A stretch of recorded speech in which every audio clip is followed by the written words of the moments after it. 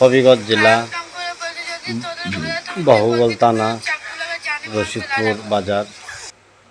অবশ্যই বুঝতে পারতেছেন বাগানের একটা মেয়েকে মা নাই, তার বাবা কিন্তু লালন পালন করে বড় করছে। আজকে ওই মেয়েটাকে নিয়ে দর্শন করছে, দর্শন করিয়া মেয়ের হাতে 10টা টাকা দিয়ে দেয়। মেয়েটা কষ্ট করতো 10টা টাকা, কিন্তু 10টা টাকা মেয়ে আনে নাই। এখন মেয়ে এখন সুস্থ, বিচার চাইছে।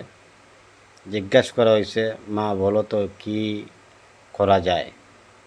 সে মেয়েটা উত্তর দিল, আমি ফাঁসি চাই, ফাঁসি।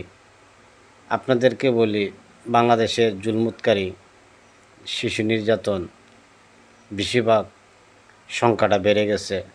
বাংলাদেশের শিশু নির্যাতন, এদেরকে ফাঁসি, আমি মনে করি ফাঁসি দিলে অনেকটা ভালো হবে। অনেক মানুষ কিন্তু খারাপ কাজ থেকে দূরত থাকবে। ফাঁসি দিবেন না, বাংলাদেশের দুর্নীতি বেড়ে গেছে।